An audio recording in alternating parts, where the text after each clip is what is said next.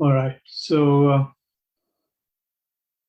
we all have been discussing 4 foundations of mindfulness for a long time as part of this weekly session. So the 4 foundation mindfulness does not require an introduction anymore because we have been discussing it for quite some time. Having said that, it is my habit to refresh or give a bit of a summary of what we have been discussing so far. So as you probably are able to remember, this is a discourse which was given in a market town called Dhamma in Kuru dynasty during Buddha's time.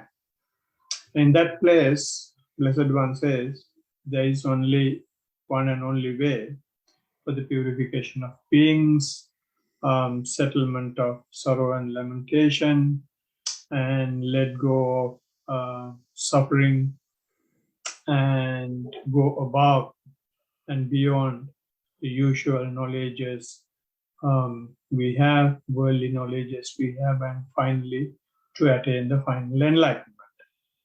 And after saying that, he says there are 4 such places or references or points or foundations on which you can be mindful of. And that is the one and only way. And the 4 foundations here he is gifting the world are nothing but how an animal or how a living being is made of. As we know, a living being is made of with a physical process and a mental process. So these 2 aspects of a living being is divided into 4 foundations. First one is the physical process, which we call the body, and the last 3 parts are mental processes. So in the mental processes, the last 3 parts are basically divided into feelings and the mind and the mental contents or nature, right? So without going into much detail of the first 3 rather, the body is basically providing some background, some idea, or some options, some alternatives, or how it will progressively sometimes the mindfulness of the body can be done. That's basically a coarse layer or a gross layer. And similarly, the feelings, the basic worldly feelings and how such worldly feelings may come to being or may be experienced when you progress your practice, and how you will have spiritual feelings as well. And the mind, different aspects of the mind, the nature of the mind, once again worldly and spiritually, how these things will appear, how these things will surface. We have discussed in very detail in the previous sessions.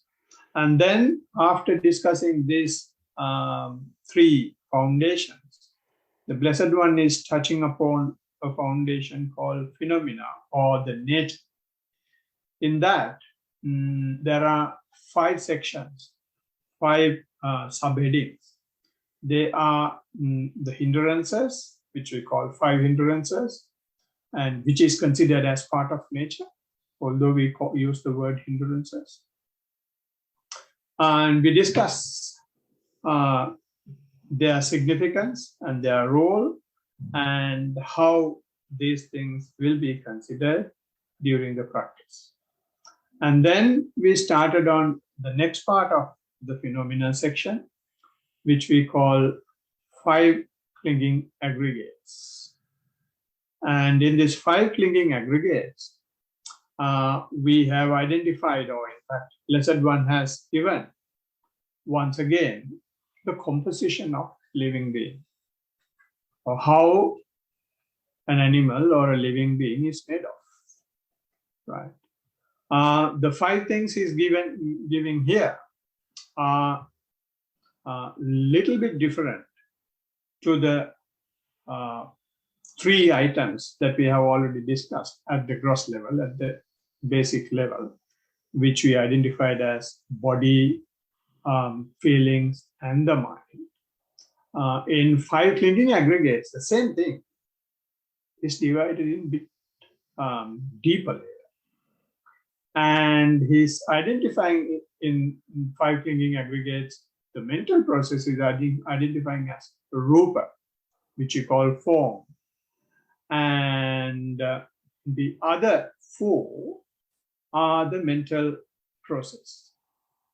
Those mental processes is labeling once again as Vedana, which means feeling, and Sanya, which means perception, and Sankhara, which means fabrications for the time being. And then the last one is the consciousness, which we call Vijnana in Pali. So of these 5 clinging aggregates, we have discussed, or if I give a brief summary of it, we have discussed rupa, form, and feelings, and the sanya, perceptions. And in rupa, we call it rupa because of its nature of changing, and not just changing, it is changing with agitation. So the Blessed One says, why we call it is rupa is because it is rupati. Rupati means changing and agitation. Changing with agitation, sorry. Changing with agitation. So you can see this change, agitated changing only when you go beyond the body level. The body you identified head, hand, trunk, legs, and all that. But if you take your attention from all that, and if you bring your attention to breath, then you will go into the body, and in the body you will start seeing how it is made of, and you will experience those things. Now that you see from your eyes, you will experience various things, and which we have discussed in our discussions, and even in your reports. Without going much into detail, if you are really silent, if you are really mindful, if you are really focused with your physical process, the last layer that you can see in the physical process is this agitating nature, agitating, changing nature of the body. And the Blessed One says, this is like a lump of foam. In a river, when he was sitting on a river, he has seen some foam is formed on the bank of the river.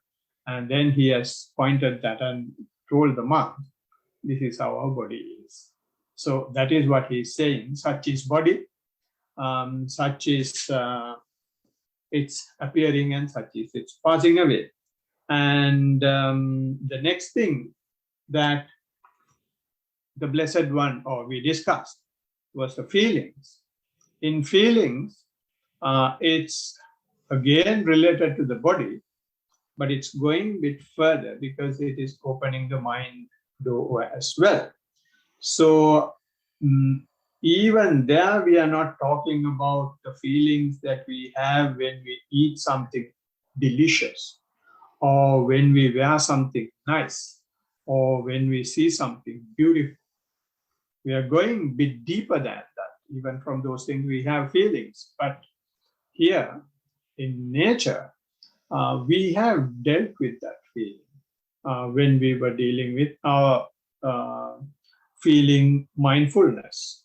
And we went through the pains in the leg. We went through the pains in the back. We went through throbbing sensations and all sorts of other sensations, and we were able to maintain an equipoised, balanced mind for those things without crying. or without craving for them, or without fighting with them. Once you pass those things, then you come to a spiritual feeling, or you call it supramundane feeling.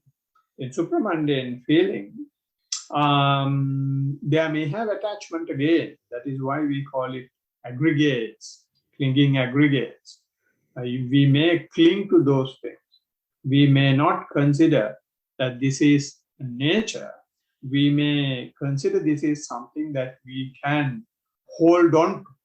And as a result, although we have given up holding on to our sensual desires, now we may try to hold on to these things, right? So even there, the Blessed One says, it is part of nature.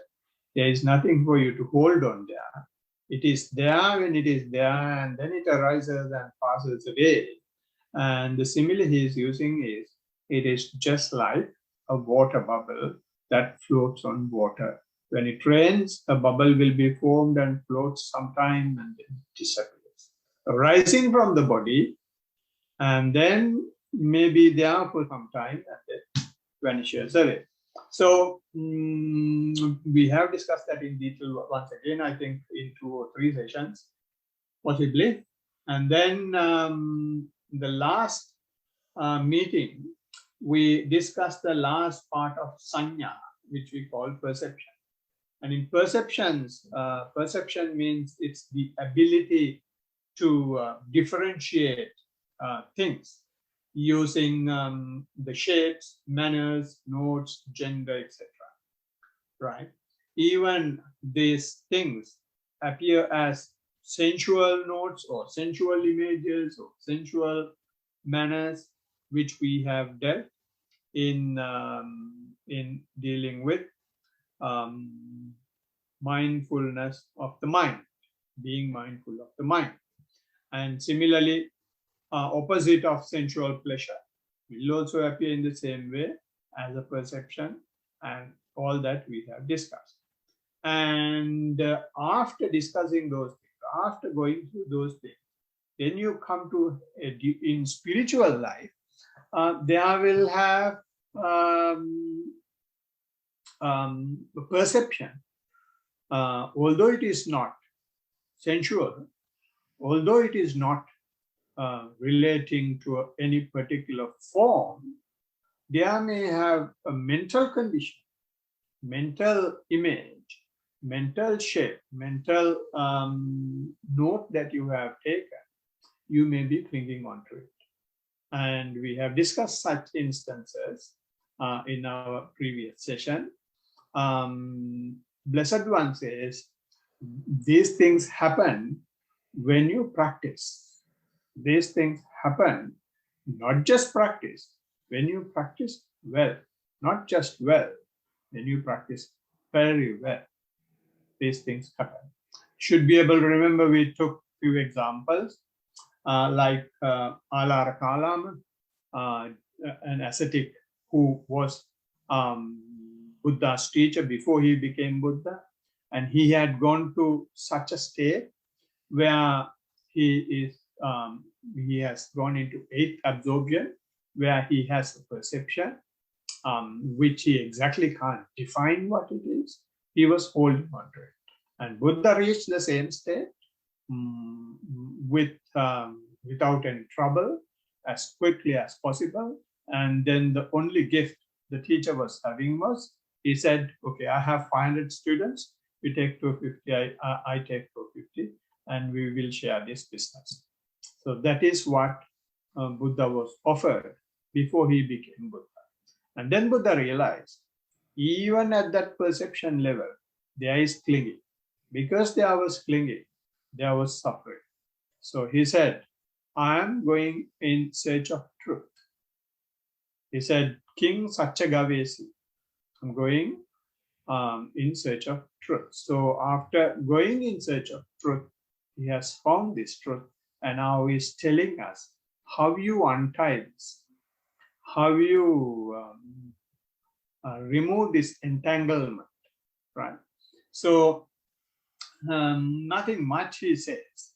He says, Such is perception. Such is its arising. Such is its possible. And you don't let that happen unless you follow Buddha's way. So now we will discuss that in detail after discussing all these 5 clinging aggregates. So I just want to give a summary of what we have been discussing so far. So the Blessed One's simile in this regard for perception was, it's like a mirage. A deer in a desert will be going in search of water, and he will see water far away. And he keeps running, and more he runs, further goes the mirage. So finally, he dies without reaching water, and from thirst and from the weariness. So the same thing is happening in our lives without our knowledge. By the time we realize that we have gone behind a mirage, this group, it is not late, because we have realized that, and we are trying to understand what this is. But see the billions and millions of people, millions and billions of people outside who are not at least thinking that they are going behind a mirage. Even for some people, even if they realize, they don't know a way out. Right. Anyway, this is what we have been discussing in the past few sessions. Now, today's topic is sankhara. That's the Pali term. And the word that is used in the text are, what I used here was fabrication, because that is what is given in translation. And in some books, they call it mental volitions. Some books, they call it intentions. And there are plenty of names given to it. So I just wanted to see what it exactly means in the dictionary, in the Pali dictionary.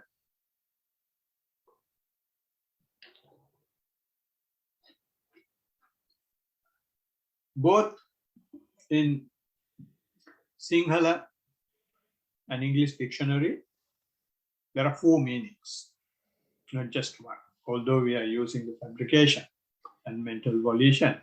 And fabrications is fairly common, and that is what we are doing. So it is easy to say fabrication so that everybody will understand. But this word sankhara is having much deeper meaning. So what I'm going to do today is to give you basic theoretical academic understanding of sankhara, and possibly in the next session or session after next, we may be discussing the practical aspect of how the sankhara and mindfulness work, and how we are dealing with sankhara when we practice mindfulness. Okay, so with that plan in our mind, if we take the definitions that are given in the dictionary, the one definition, or the first one it says, is the mental coefficient. Mathematical term. Mental coefficient is what is given in the one definition, the first definition, or in layman's language, for easy understanding, the same thing is called functional energy, right? That's the mental coefficient, the first meaning. And the second meaning of the word sankhara is essential condition for existence. And the third meaning is the fabrication. The essential conditions for existence, you can call it mental volition if you want. The third one is fabrication, which means you change things. Finally, conditioned thing. So those are the 4 meanings that we find in the Pali dictionary for the word sankhara. If you take these 4 meanings, and for me, it is giving a huge range from the mental coefficient, from the functional energy, that is the first one, to a conditioned thing that is completely something which is completely changed. So we start with some energy, some functional energy, and end up with something that is finally made, right? So this is the range. On one hand, you have the functional energy, and on the other hand, you have the product. In between, this is changing to essential conditions for existence and fabrication. So we will take one by one and see or try to understand to the best of our ability what these things really mean. And some of these things, especially the functional energy, and to a lesser extent, essential condition for existence, they require strong practice. I'm not saying, when I say strong practice, I'm not saying that you should have practice for 10 or 15 years. You should have a dedicated practice. You should be a person who is practicing on a daily basis. At least 15, 20 minutes walking, 15, 20 minutes sitting. And with such a dedication, you may be able to get a glimpse of these deeper layers of sankhara, which is functional energy and essential condition. But I'm going to, today, as I said, give theoretical understanding of these things. So if you take the functional energy, and it is something that comes from Buddha's main teaching, the main finding of the Buddha, that we go in cycles of existence, which we call samsara.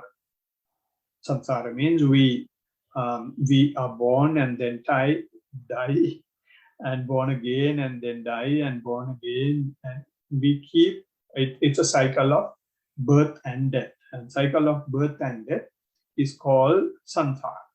And he has found a reason for it.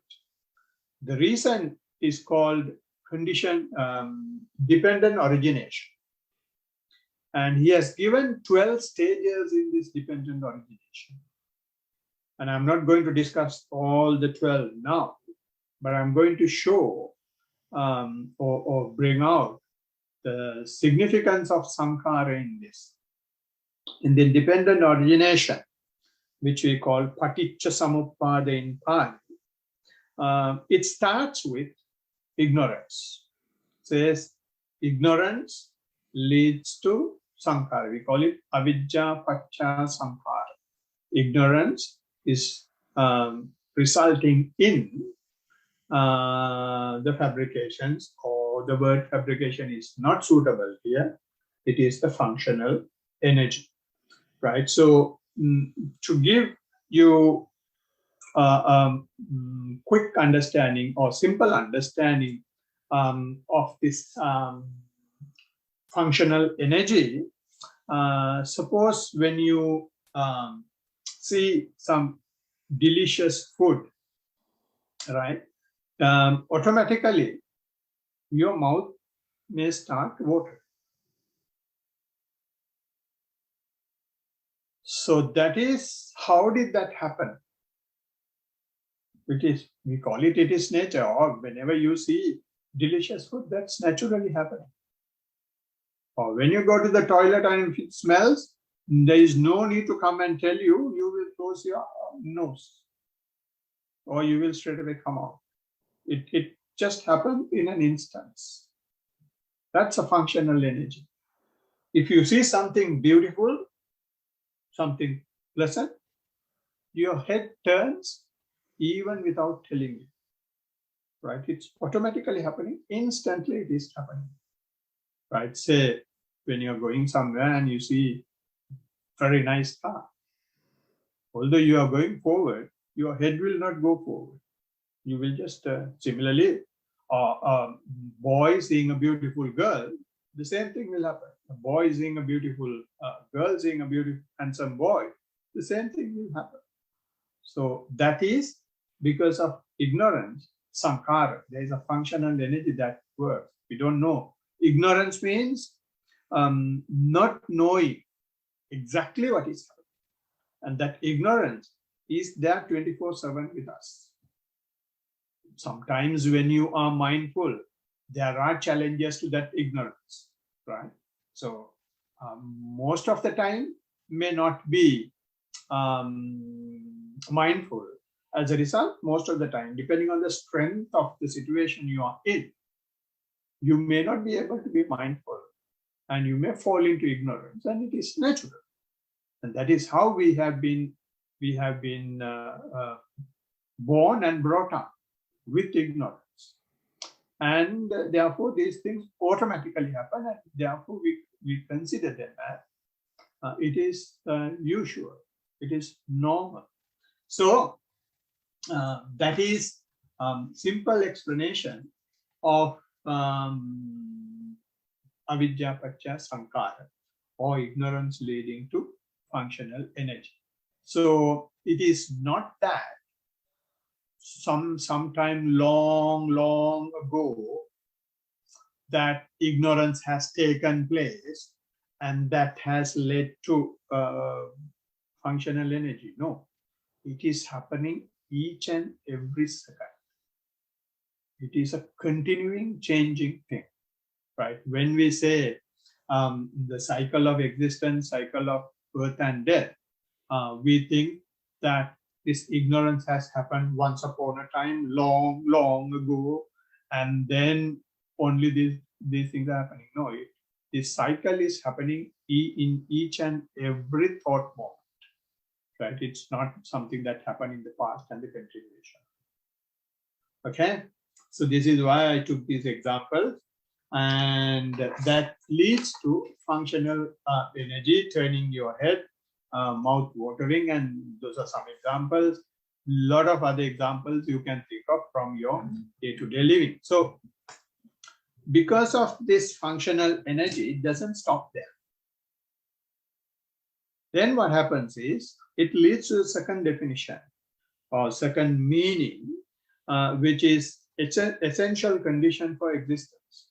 This functional energy compel you, therefore, because you see something, or you hear something, you taste something, you smell something,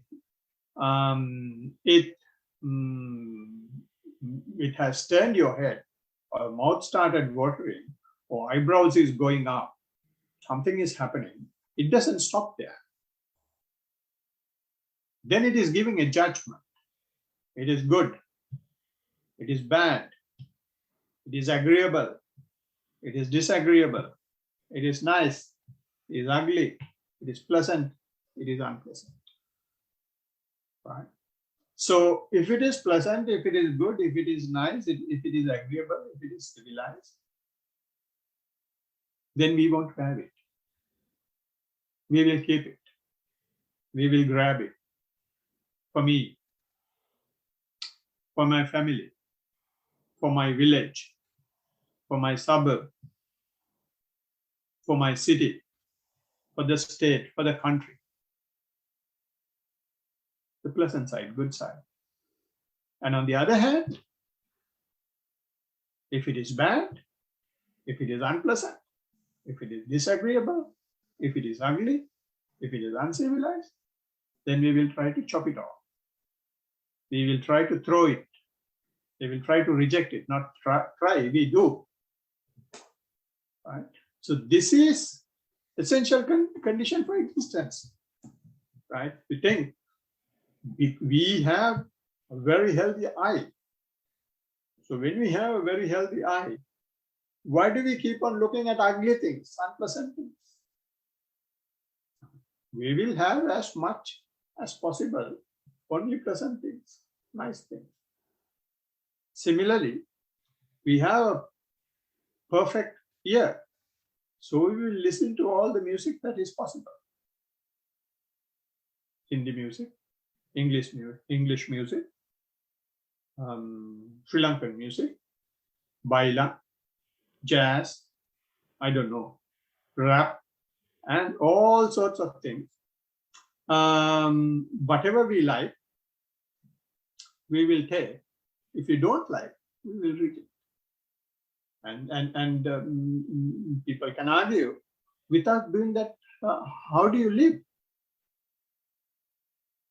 That's how Samkara works. That is why this second meaning is coming, essential condition for existence. Similarly for the tongue. If it's a delicious thing, okay, we will have it, we will order it for tomorrow.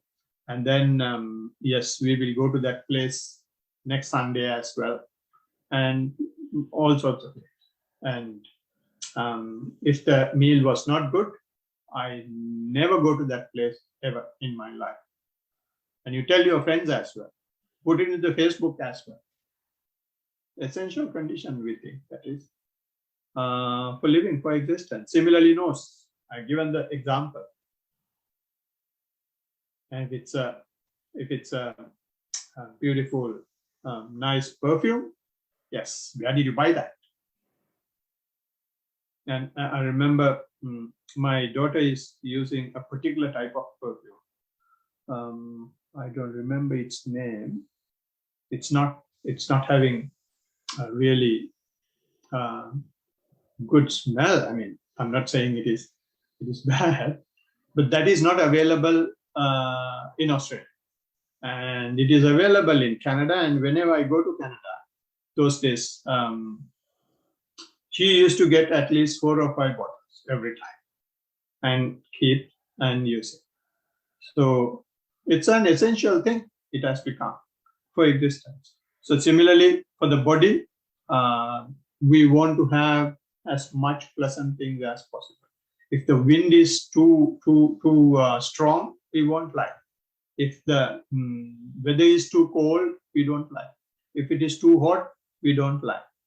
And the dress we are wearing should be very pleasant on the skin.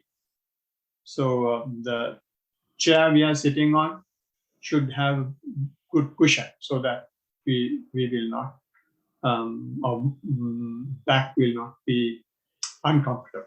So all pleasant things, agreeable things we will take. So similarly for the mind. For the mind, if there is something we like, we dwell in it, we don't know. We keep on thinking about it. And if it is something that you don't like, you struggle as much as possible to get rid of that and create tension for you.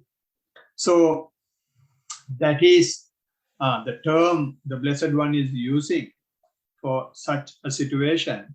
When you either try to keep the pleasant, not either, when you try to keep the pleasant side, agreeable side, nice side, good side, and try to reject the opposite, the Blessed One says it is vitakka, which means mental naming or mental labeling. When something happens, when the functional energy starts, you immediately say it is nice. That's a mental labeling, mental naming, right? That happens, and sometimes you don't know, but it happens.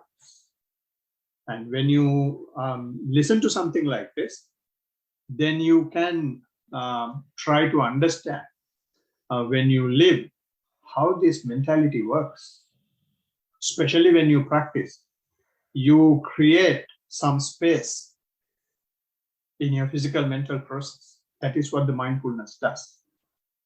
that space let you understand or break down what is happening when you see something, when you hear something, when you taste something, and then you start seeing how these processes are linking to each other, right? So therefore this leads to continuous reaction. What leads to continuous reaction is keeping the pleasant side and rejecting the unpleasant side requires reaction, because your eye will not just see only the pleasant. Your ear will not just hear only what you want. Ear will take anything. Eye will take anything, any sight. And nose will get any smell. But you will have to continuously keep reacting to keep what you want. And this reaction is the essential condition for existence. And when you have this essential condition for existence, you will get a long continuing samsara. Long continuing birth and death situation. So because of this reaction, Blessed One, so this having long birth and death is something that continuously gives suffering. So therefore, this is why he was looking for the truth. Why this suffering is happening? And it is not just birth and death. It is even in between. What we do is we struggle. Not just we struggle, we enjoy struggling. We enjoy struggling, and we consider that is our duty, that is our right. And I remember once Eckhart Tolle said, people are trying their level best to convince their right to suffer. And all the people who are talking about rights and doing all sorts of things, what they do is suffering. And especially when you see politicians, and they are working day and night and suffer. When we see that, I don't know. For me, I feel really pity. They are taking everyone's problem in their head and then suffer. And you may question who is going to do it. I'm not going to go into detail of that because that's not my subject, that's my topic. Now, with that explanation, we will go to the second meaning, or the third meaning. Third meaning is the fabrication. Now, from the functional energy, we have come to the essential condition of existence, which is this reaction.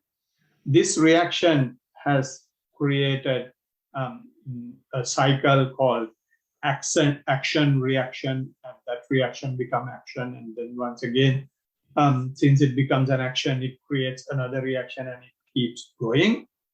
And when it keeps going as a chain, then you call it fabrication. And this leads to complete change of phase. This leads to complete change of things when you get into the stage of fabrication. The Blessed One says, not the Blessed One. Because of a statement given by the Blessed One, I think Venerable Kotita, if I remember right, Venerable Kotita says in Magandiya Sutta, I don't remember the sutta either. Venerable Kotita says, when there is vitakka, which means mental naming, as we discussed earlier, essential conditions for existence, it creates conceptualizing. Vitakka leads to, it says papancheti, prapancha. Prapancha means conceptualization. And when there is conceptualization and it keeps going, that concept that you create in your head will again lead to another action reaction process, and another conceptualization will happen, and that conceptualization will lead to another action reaction process in the mind. It is all in mind now, and it will lead to another conceptualization, and then Blessed One says it, or rather Venerable Kotika says it keeps going, and we call it progressive inner chatter. All of you have experienced that. Something that pops in your head. Maybe the dog in the neighborhood is barking. That's what you hear. And then all of a sudden you will get the idea, why can't they look after this dog? And then it goes on to saying, no, this dog is barking every day and they don't care. These people are useless people and they have no concern about the neighbor. And then you start thinking about it. And finally, once you finish your sitting, or maybe halfway through, you will get up and straight away go to the internet. And there is a site which where you can create petition, and you will start a petition against that neighbor. That's how the conceptualization works. Just heard the dog barking, and you have labeled that it is not good, and then a conceptualization happened. They don't take care of the dog, and then you kept on multiplying that, kept on building on it, and then finally, once you finish, or even before you finish your practice, you will go and write a petition, right? So this is called Vitakka, Papancheti, and Papancha Sanya Samudachara. These are the Pali terms that were used by Venerable Kotika. So this is happening to everybody and everyone. And most of the time, lot of people who practice get bogged down in it. And I remember I went to a 10-day retreat when I was a layperson in Pomona, in Sunshine Coast. And in that retreat, I met a guy on the first day. And when we were chatting, he said, no, I'm a writer. I'm writing a book now. Book is almost finished. But there is a chapter in between. I could not finish that chapter. So after the retreat, I will go and finish the chapter. So I said, okay, nice. So it's good. And he was telling something about the book as well, which I don't remember and I did not understand that time as well. Anyway, keeping it aside, after the 10 days, we met again, and because we were not supposed to talk during the retreat, so 10 days we were in absolute silence. And on the 10th day, after the noble silence was lifted, and we started chatting again, and he told me straight away, he said, I have finished that chapter.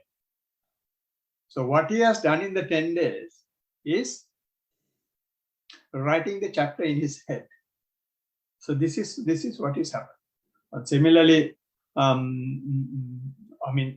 with due respect to whoever who is believing, this creation of God or the concept of God is something like that.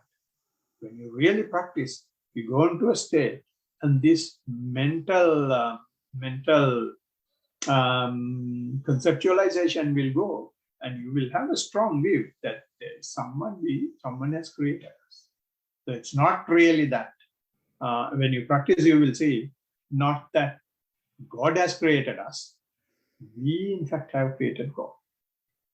So, and there are lots and lots of things that might happen for practitioners who are practicing well. And there is a discourse called Brahmajala, divine network or the network of divine beings. Exactly, I don't remember, but the Pali term is Brahmachari. In that, the Blessed One has given so many instances where the practitioners who are practicing very well will get caught up in this conceptualizing and progressive inner chatter, and then may not be able to take them out of it. So this is why when we practice, it is imperative that we talk.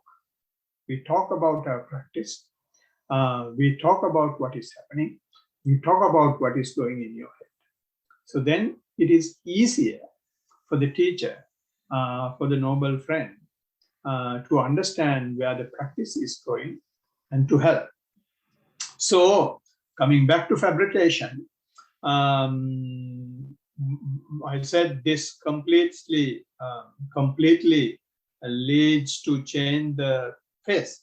So as a result, if I give a simple example of that, you may see clowns sometimes in shopping centers and things like that. And that's a fabrication. A man was changed into a clown. Or you have seen Santa Claus in December. Once again, it's a fabrication. Complete face change. And you may see, if you take another example, it was forest 1 year ago. Now today that area, whatever area you want to think, is a residential village. So complete face change because of fabrications, because of the actions we take, because of conceptualizations that have happened. And recently in Sri Lanka, they opened the port city. A few years ago, it was water. Now sea converted into now port city. Fabrication, complete face change. And if I take another extreme example, a sex between two creatures, it's just an act, normal act, will create a living being, complete face change. So this has become so much part of our life. And therefore, if you can do these things more and more, if you can do these things in large scale, and then you will be very recognized. And people will call that you are a rich person if you can fabricate things. People may call, you may receive medals. People may call that you are very intelligent and you are very innovative and you are very capable. And such countries may be considered as rich and developed countries. And other countries will be considered as developing. They never develop. Every day they are developing only. Based on to what extent you can change the face. If you can, in doing so, we don't consider unpleasantness created to the other parties or other people.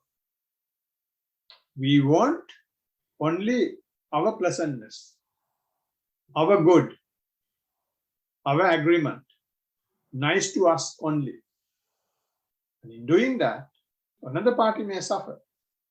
We don't care, right? So therefore, we have gone to extent in the past. Bombings are justified.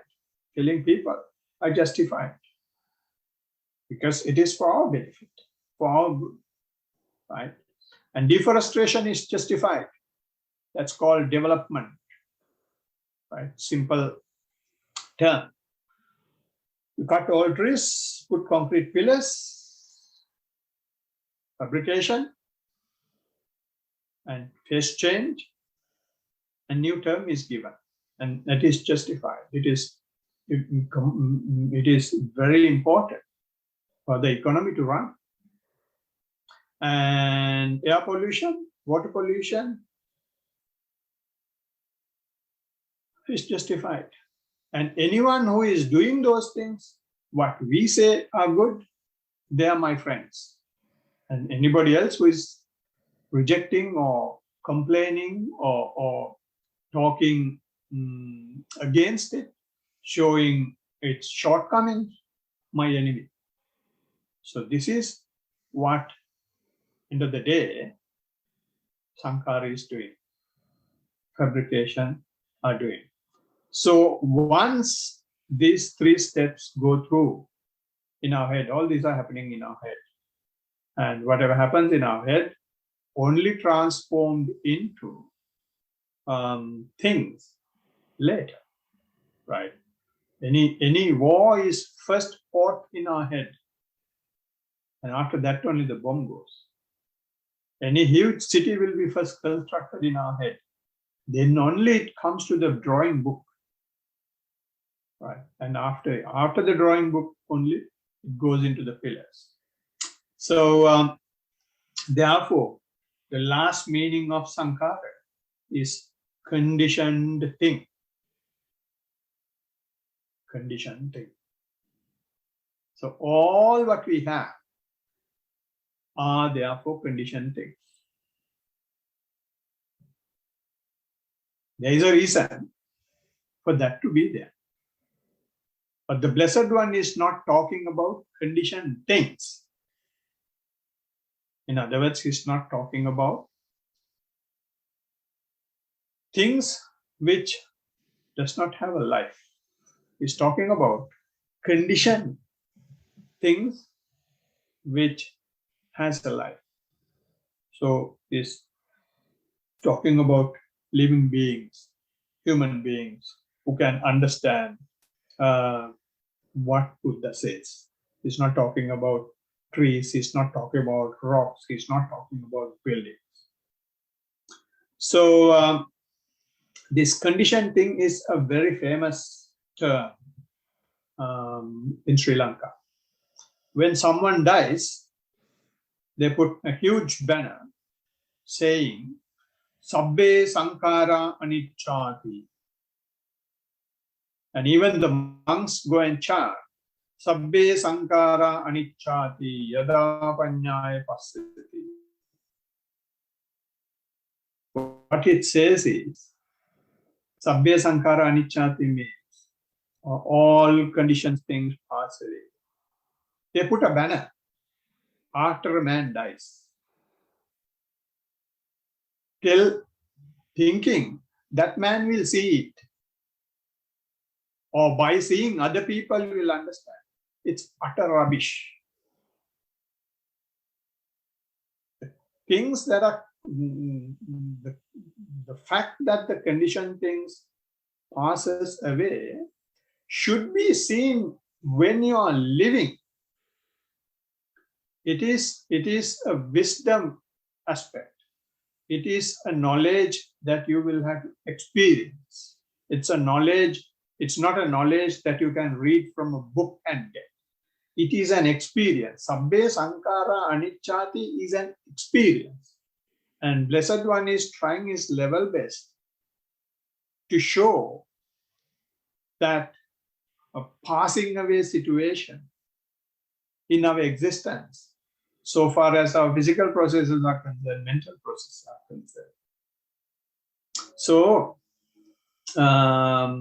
we don't do that in Sri Lanka. In Sri Lanka, what we do is when someone passes away, when someone dies, they put a huge banner under the influence of alcohol. When someone dies, the friends get together and first thing they do is they drink because they're still so worried that the friend has died. So first they drink. And then under the influence of liquor, they put a huge banner saying, Sabbe Sankara Anicchati, all conditioned things pass away, poor fellow has gone. Anyway, these are the four meanings which has a link of the word Sankara. The first one is functional energy, and then essential conditions for existence, and then it leads to fabrication, and after fabrication, Rowan Atkinson becomes Mr. Bean, a conditioned thing. Right. This underlying force of all these four definitions is the mental involvement. And the main mental involvement there is choosing or selection. We are, let me see the time. Yes, it's 9:09. Okay. We keep choosing all the time. And because of choosing only, this process is taking place. So it will take some time for me to explain how this choosing takes place. So I'm not therefore going into detail on that. So in the next session, I will explain you how this choosing is happening in this progressive development of sankhara, of the mental condition. And then we will talk about the types of sankhara, types of mental volition, and then we will see how this can be used in mindfulness practice and what happens to the sankhara we are discussing. So keeping that possibly for the next session or next two sessions, hope you have got some understanding to the best of your ability the word sankhara and what function it plays in our existence, in our continuing life of continuing cycle of birth and death, which we are trying to stop. So with that, I will conclude the session. May you all be well, happy, and peaceful, and be very healthy, especially those who are sick. Blessings of the Noble Triple J. All right. So with that, if anyone is having any question, any report, now is the time. Last time we discussed that someone from his family or Sanjay's friend will be able to give a report. I'm not quite sure whether anyone is joining from that group. If joining, I would like to hear the voice. Otherwise, anybody else? Yes, Dulmini, go ahead. And a nice talk. I was writing poems when I was feeling bad and all. Now, I have seen. Yeah, I sent it to you. Yes. Then I went on a self retreat. Yeah. Yes. Somehow I went to Jhana Grove. Then when positive feelings come, and either positive or negative feelings come, I looked inside to see what is happening without making more sanskara, like writing poems. Then I observed that if a happy feeling comes, my heart opens, like I have the light feeling, and when the negative feelings come, it was tight. And does that mean that Manovinyana is attached to the heart, Bhante? I'm not going into that now. Yeah. I'm just because I felt it at the heart. Like anyway, I observed that. Yes. All the same. Let me put it this way. Since you have given the experience, now when you get this either positive or negative feeling, you can get bogged down in it and then write stories, write novels, write short stories, and write poems and write songs and things like that. then you won't be able to feel how it is coming up, or you won't be able to see what happens if you stop there. Now, that is a cycle that works on. You get something in your head and you conceptualize that, and then keep on conceptualizing, and then it becomes a poem or a song or a story.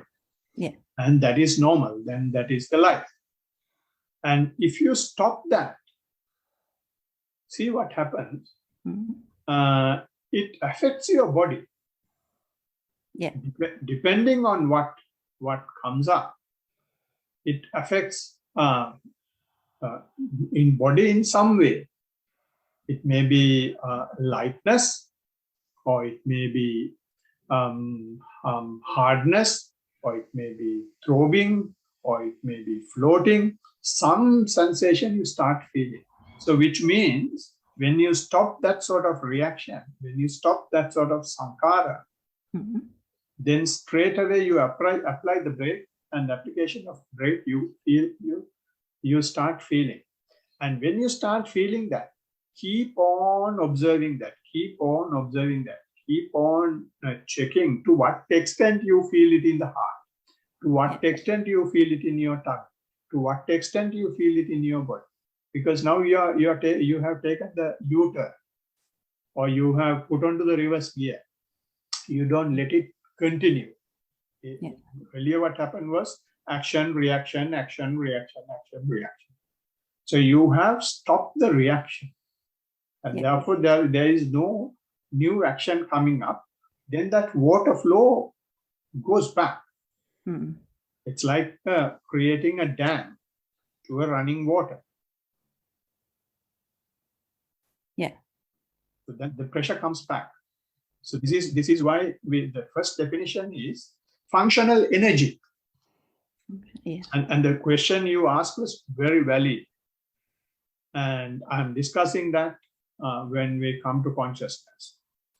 So it requires a bit of a long explanation, but I'm not trying to confirm the fact that consciousness is in the heart.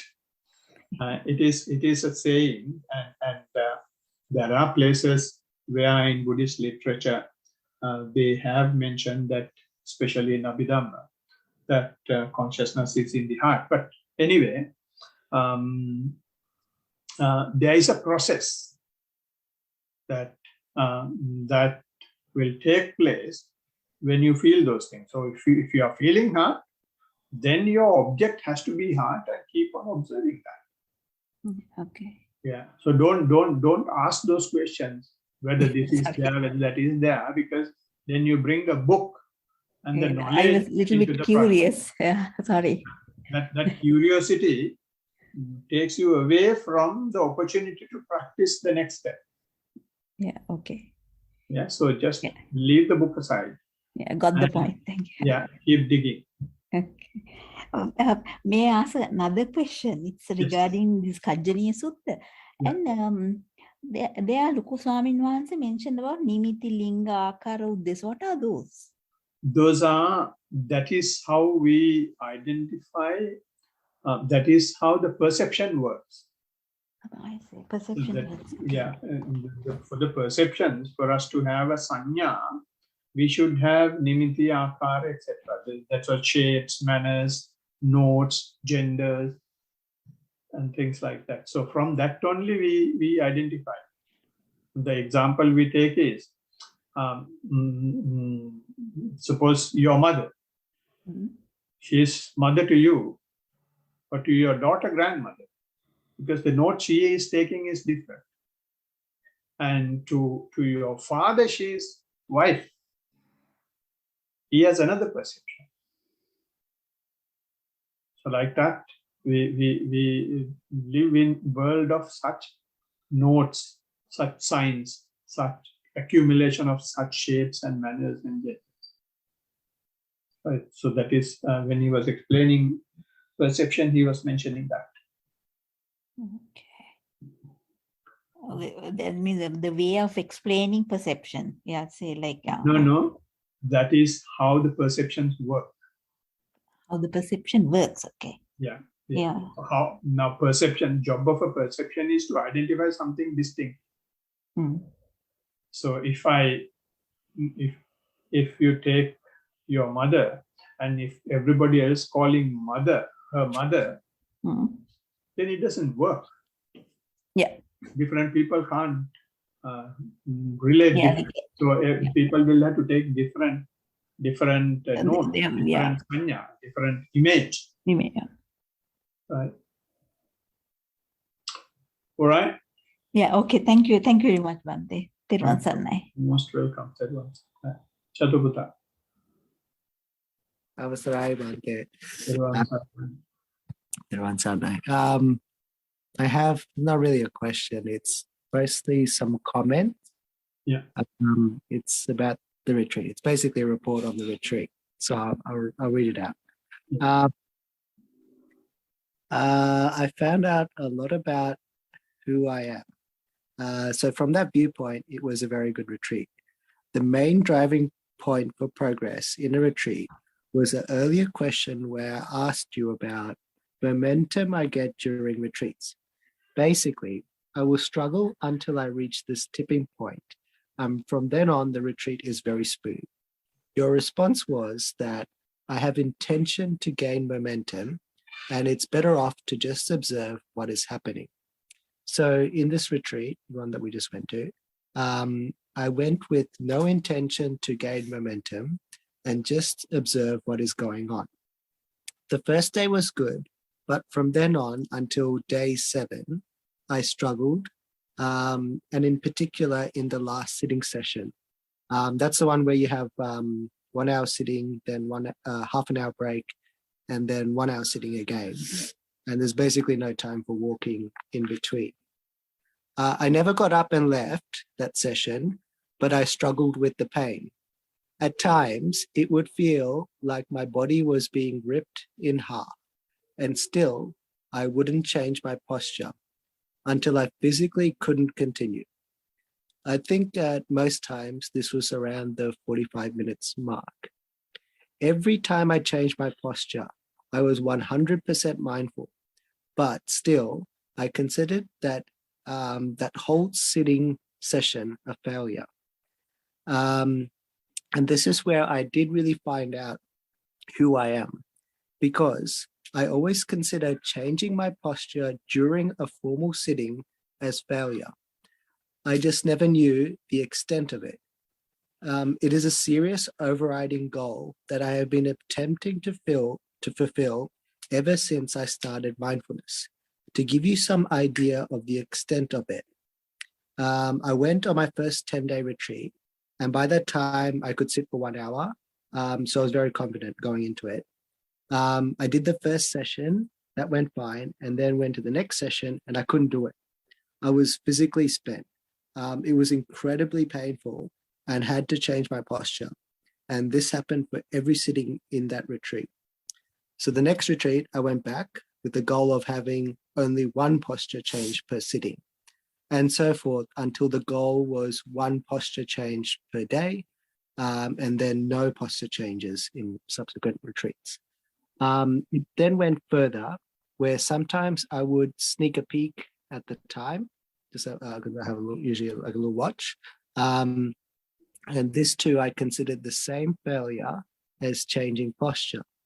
So then the goal was no posture changes or looking at the time ever during a formal sitting session.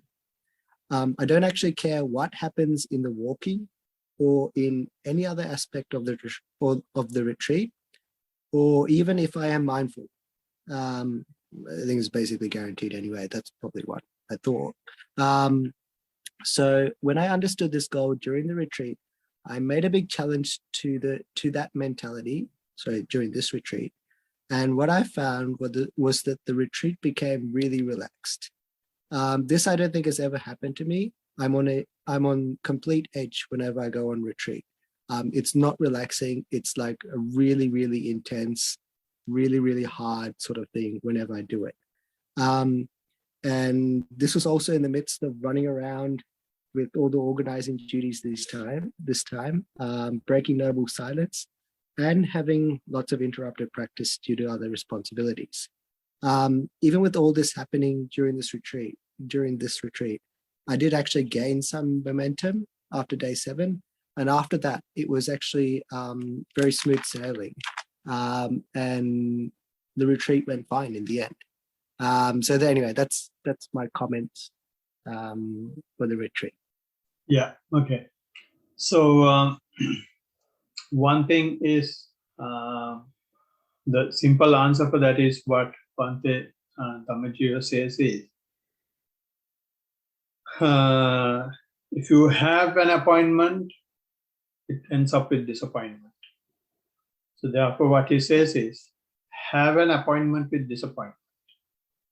So I say it during the retreats in a different way, which has been misunderstood in Melbourne this year. What I say is, when you come to a retreat, be on holiday, stay relaxed. So Melbourne, they understood it differently, and they thought that they can talk and they can have a jolly good party there. There was no party, but they one day when someone was giving her comment, Anumodana, she was saying, I was not as strict as in Brisbane. And I said, to be on holiday. To be on holiday means not that you keep talking and keep playing and listening to music. To be on holiday means you do your practice in a relaxed manner. And to do your practice in a relaxed manner is simply just walk for the sake of walking. Sit for the sake of sitting. Absolutely no goal. Because now your goals have been very reasonable, although it creates tension for you. Some people come for the retreat. Okay, on the first day I will do this, and the third day I will go to first jhana, second day I will go to third jhana, and the fourth day I will go to this jhana, and in seventh day I will be achieving the stream winner. Like that, people have plans, right? If you don't have any plan, stream winning is so easy. We have so much of plans. We stress ourselves so much with the targets to achieve, and then you will not achieve anything. So it is the important thing in your report is, however much I tell, however much the Bhante Dhammajiva says, however much the Lord Buddha says, you will never ever hear, unless it comes from you yourself. So all of us, not just one person, all of us have this within us. We don't know until we see it. So it's good that you have seen it. And when you see it, you feel that you are carrying a burden. So put that burden away, put that weight away, and relax. And then it will naturally flowing smoothly. But having said that, you have been mindful throughout, so you have very nicely observed. So unless you are mindful, you won't be able to see these things, observe these things, and write. You will be struggling. And the beauty of the report is that you say that you have seen your mistake. This is how you identify yourself, and which you have mentioned in your report. And mindfulness does only that. It shows the tension that we are creating to ourselves. It shows the suffering that we are creating for ourselves. Seeing there is no happiness bigger than that. So thank you very much for taking the charge and seeing yourself and providing the report. Thank you very much, Bhante. Any other comments, questions, complaints?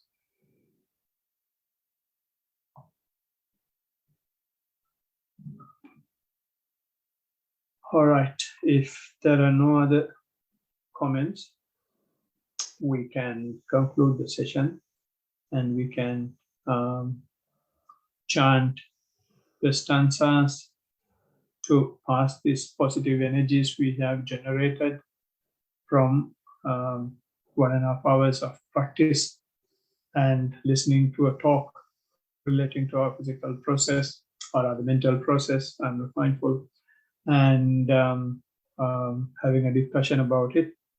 To transfer those positive energies, we will chant the stanzas we have.